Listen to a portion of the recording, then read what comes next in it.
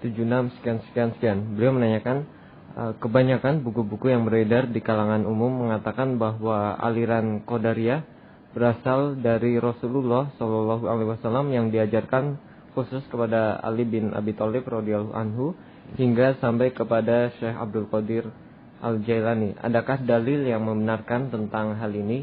Sekali lagi, kebanyakan buku-buku yang beredar di kalangan umum mengatakan bahwa aliran Qadariyah berasal dari Rasulullah Shallallahu Alaihi Wasallam yang diajarkan khusus kepada Ali bin Abi Thalib radhiyallahu anhu hingga sampai kepada Syekh Abdul Qadir.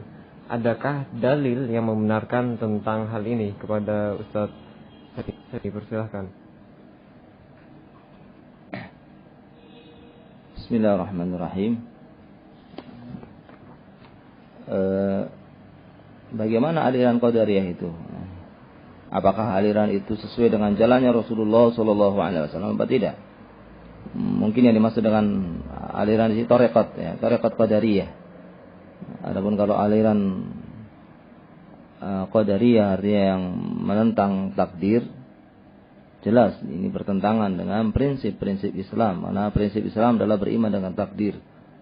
Tapi saya tidak tahu persis yang dimaksudkan di sini yang mana. Mungkin yang dimaksud adalah tarekat Qadariyah. Maka kita tanyakan apakah tarekat Qadariyah sesuai dengan jalannya Rasulullah Sallallahu Alaihi Wasallam apa tidak. Nah, kalau tidak sesuai, maka ini tentu tidak mungkin. Kalau ini adalah ajaran yang benar. Ya. Bagaimana mungkin akan dikatakan ajaran yang benar kalau tidak sama dengan agama yang dibawa oleh Rasulullah Sallallahu Alaihi Wasallam. Kemudian mungkinkah ini diajarkan secara khusus kepada Ali bin Abi Thalib? Ini bertentangan dengan keumuman risalah, bahwasanya agama Islam adalah agama yang diturunkan untuk seluruh manusia. Nah, tidak ada kekhususan untuk orang ini atau orang ini, tidak ada. Agama ini adalah umum dan Rasulullah SAW diutus sebagai rahmat untuk seluruh alam. Wa ma arsalnaka illa rahmatan lil alamin.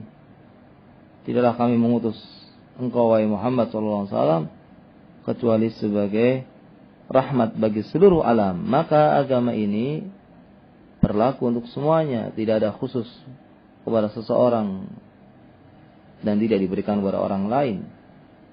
Nah, maka seluruh manusia setelah diutusnya Rasulullah SAW itu mengikuti ajaran yang dibawa oleh Rasulullah SAW, yang ajaran ini sifatnya umum, tidak ada pengkhususkan bagi seseorang tertentu. Ya. Memang ada pengkhususan bagi wanita. Kelompok wanita pada sebagian perkara ada yang khusus karena berbeda dengan laki-laki dalam beberapa perkara.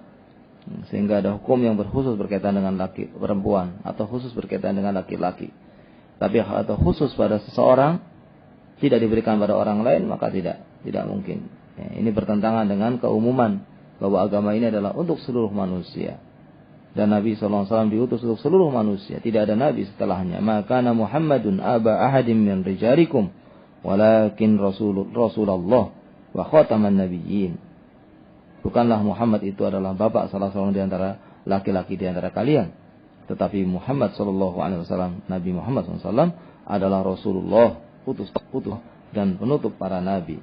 Nah, maka tidak mungkin ya Nabi SAW mengkhususkan kepada salah seorang sahabatnya suatu amalan yang kemudian tidak diketahui oleh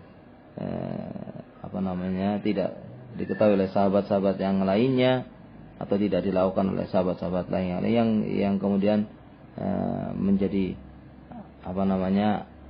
aliran yang khusus ya, yang tidak diikuti oleh para sahabat yang lainnya. Nah, apakah sudah ada aliran Qadariyah ini sejak zaman Ali bin Abi Thalib?